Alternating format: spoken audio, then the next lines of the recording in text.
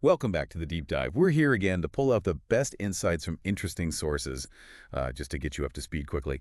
Today, we're jumping into something I think we can all relate to. Managing, well, life's chaos and anxiety. Our guide is the very direct Sarah Knight. We're looking at excerpts from her book, Calm the Fck Down. Now, Sarah Knight, she's not your usual self-help type. People call her the anti-guru. Yeah, that's a good way to put it. Her style is, no nonsense, sometimes sweary, maybe, Mm-hmm. but always practical. Right. She just cuts right through it all, tackling worry and stress. Honestly, it feels less like reading an expert and more like getting advice from a friend who's, well, been there. Exactly. And that's our mission today, really, to pull out the strategies you can actually use, how to figure out what you can control, what you just have to accept, and like the book says, how to stop freaking out and get on with your life. Right. And what makes her so credible, I think, is that she's open about her own diagnosis, generalized anxiety and panic disorder. Oh. Yeah, so this isn't just theory for her. She's lived it. And these tools she offers, they work whether you're dealing with, clinical anxiety or just those everyday temporary freakouts we all have. Okay, so where do we start? How does she suggest we even begin to understand these worries, these what-ifs she talks about? They just seem to spin around in your head, right? Sometimes real problems, sometimes just possibilities, and they can totally paralyze you. Yeah, they really can. So she gives us this tool. She calls it the probometer. It's basically a way to categorize what she colorfully calls shitstorms. Okay, the probometer, how does that work? Well, you've got category 1, highly unlikely. Think like ordering a new pizza place and it being absolutely disgusting. Or maybe your editor suddenly hating a chapter you sent. Right, stuff your brain blows out of proportion. Exactly. She says it's often just raw anxiety talking, not actual data, Then category 2 is possible but not likely. Your key getting stuck, maybe. Or a palm tree falling on your roof happened to her, apparently. Oh, wow. Okay. Yeah. Or a car accident on a twisty road. Possible, but not something you should probably obsess over daily. Category 3 is imminent. This is stuff that's pretty much knocking at the door. Like, you're about to miss that deadline if you don't act fast. Getting warmer. Right. Then category 4, highly likely. Like planning a beach day on your day off and the forecast is just rain, rain, rain. Nice. Probably going to happen. Okay, yeah. Annoying, but likely. And finally, category 5, inevitable. These are the big ones. Things that will happen, like your pet's eventually passing away, or if you're a parent, getting thrown up on. Yes, definitely inevitable. Facing unfair judgment as a female candidate, she mentions. Things that are sadly almost baked into certain situations. And the real power here, it isn't just the labels. It's that just doing this, categorizing it, kind of forces you to step back. Look at the worry rationally. Is this just anxiety, or is it something real I need to maybe deal with? It's like the first step to, clearing out the mental clutter. That makes a lot of sense. It just grounds you, stops the emotional spiral for a second. And speaking of mental clutter, let's talk about overthinking. She has a great analogy for that. Yeah, the buzzing housefly. Yes, that fly that just won't land, dips and swoops, drives you crazy, achieves nothing. Exactly.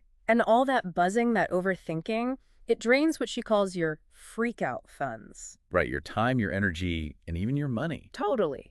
Think about it, changing your outfit 7 times before going out. Oh, yeah. Been there. Or fiddling with fonts on a document instead of actually writing the thing.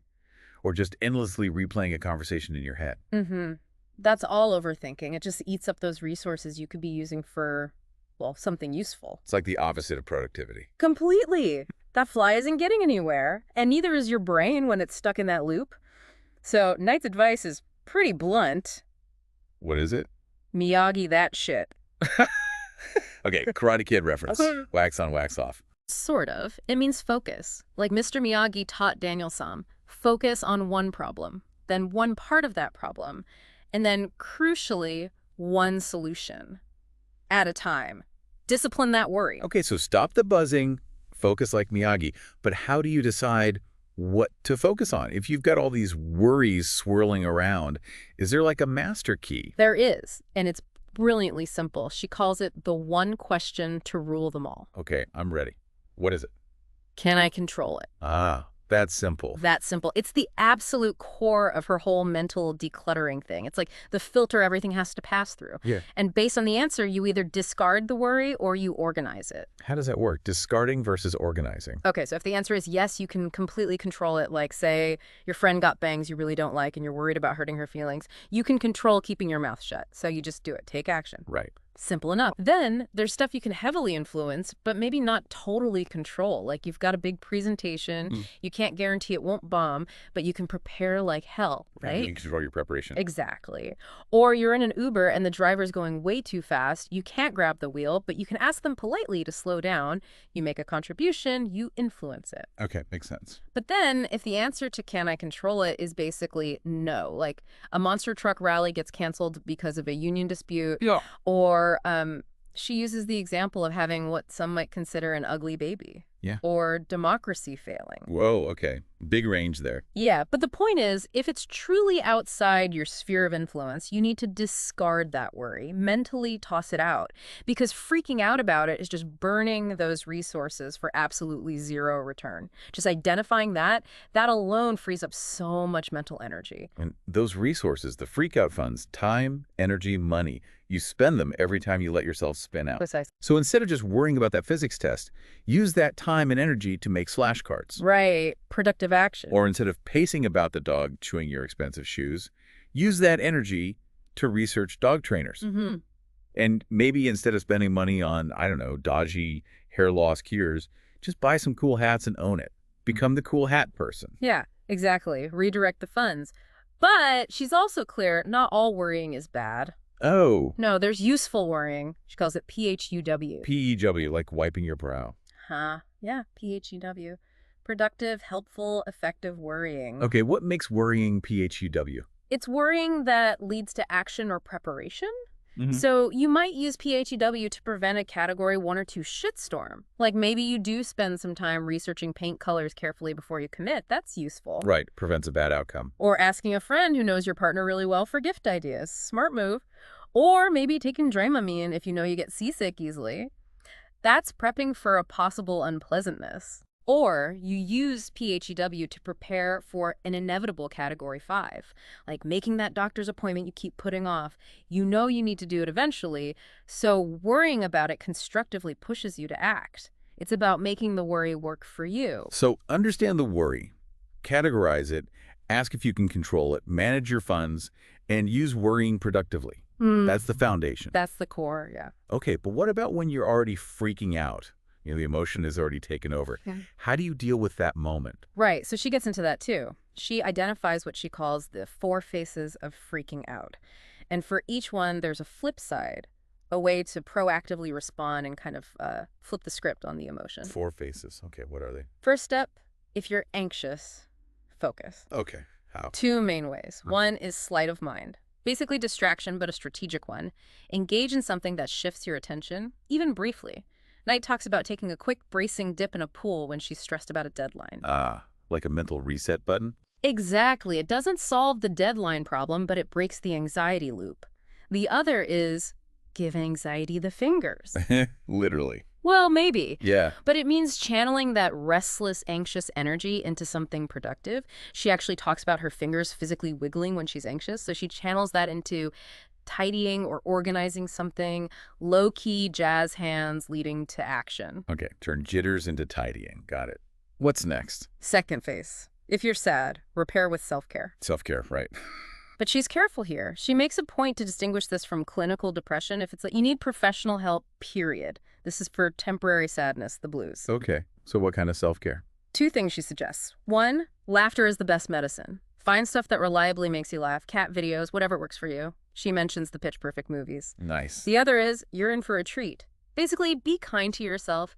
Do something nice, like you'd bring soup to a sick friend, maybe make yourself a really nice cup of tea, or get a massage, or just allow yourself some downtime. Simple kindness. Okay, anxious, focus, sad, self-care. What's the third phase? Third, if you're angry, peace out with perspective. Peace out. Okay, how do you get perspective when you're seeing red? Again, a couple of techniques. One is work it out, get physical, boost those serotonin levels, even just a walk. Or she jokes about doing cartwheels in an empty lot.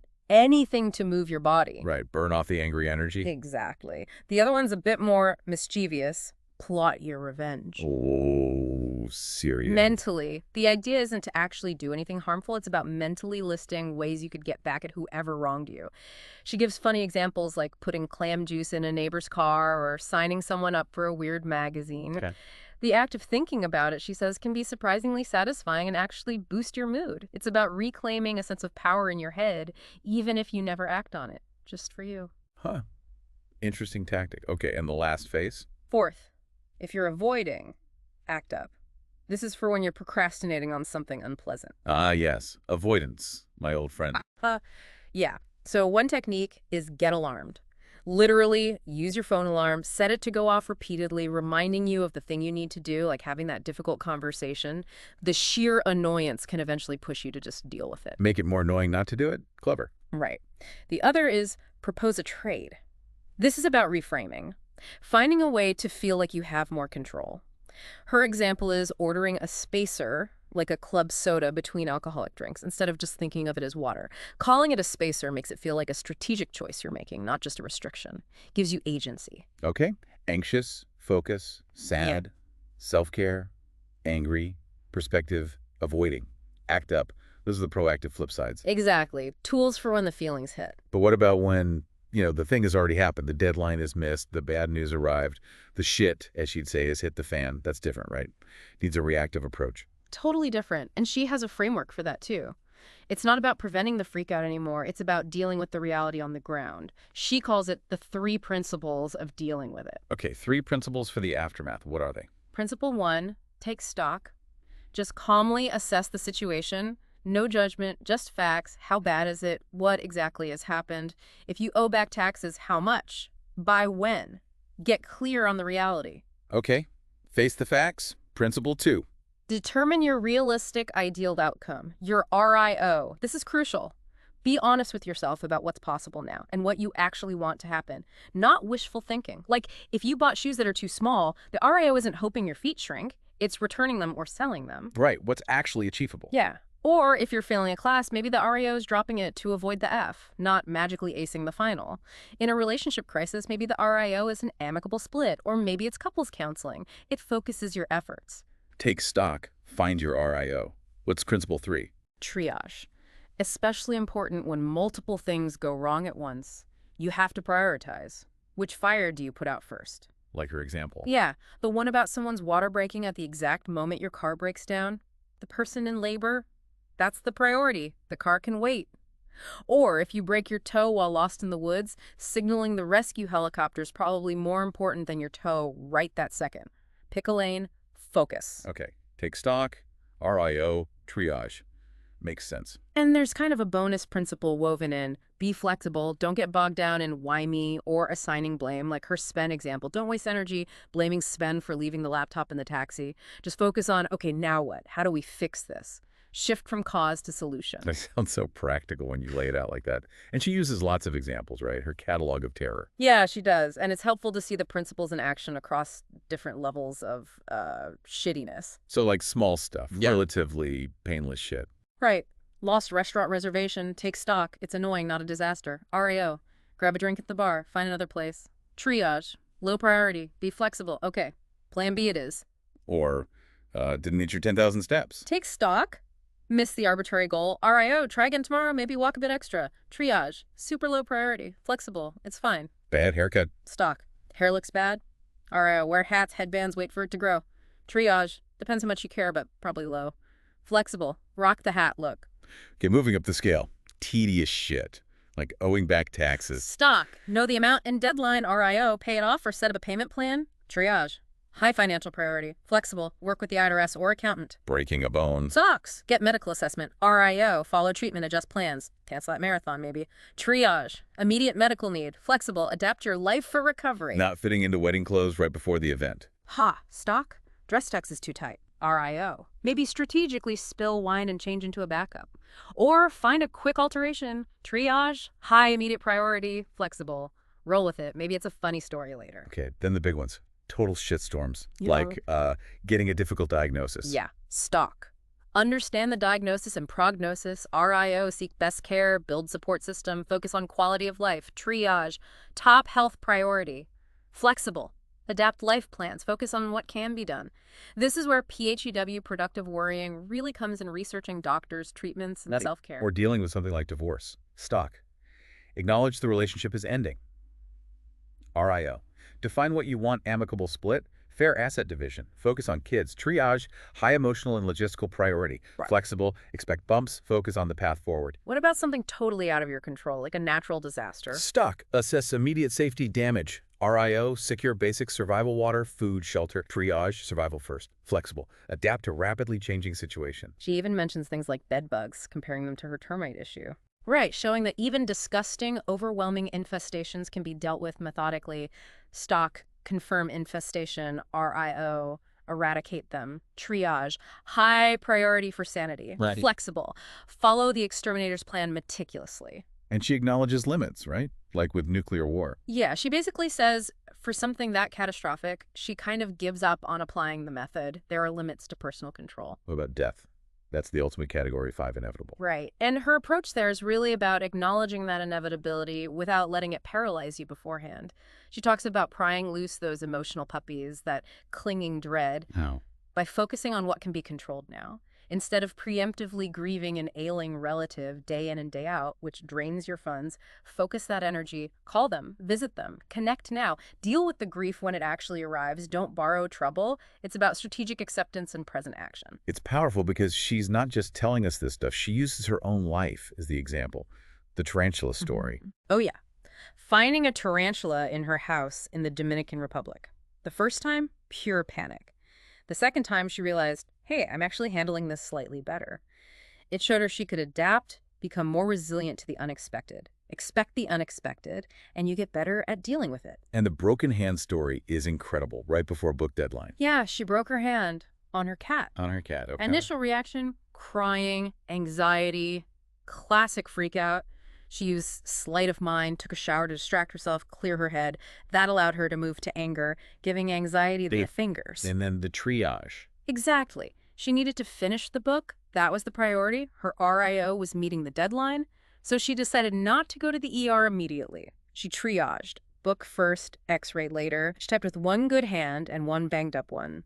It's such a vivid example of focusing on the RIO and prioritizing when everything feels like it's falling apart. It really drives home how practical these methods are, even under extreme pressure. And it loops back to her honesty about her own mental health. She has GAD, she takes medication, she fights stigma. She's clear. These tools are part of managing things. They work alongside professional help if you need it. They aren't a replacement. Right. Even dealing with, like, the sudden onset house guest, her mom arriving with basically no notice, she applied the same principles. Take stock. Mom's here. Yeah. RIO, make her comfortable, tidy up. Triage, what needs cleaning now? No? Be flexible. Okay, plans change. It works even for surprises. So bringing this all together for everyone listening, this deep dive into Sarah Knight's Calm the Fck Down, it really gives you a practical toolkit. It starts with actually naming your problems. Right. Understanding how you react. And valuing your response, managing those freak out funds. And it all comes back to that no worries method. Control what you can, accept what you can't. And always asking that key question. Can I control it? Exactly. It's about empowering you. You become your own weather person, as she puts it. Your own weather person. I like that. Yeah. You assess the situation. You decide your realistic ideal outcome. You figure out the priorities. You set things in motion. It's about shifting your mindset, fundamentally. So here's something to think about, maybe mull over after this. Yeah. How could you apply that idea of PHEW, productive, helpful, effective worrying? How could you apply that to one of those big, overwhelming Category 5 inevitabilities in your own life, something that feels like a source of dread right now? Can you maybe shift perspective, turn it into a chance for some strategic prep, or maybe even just practice acceptance before it actually makes landfall? Just something to consider.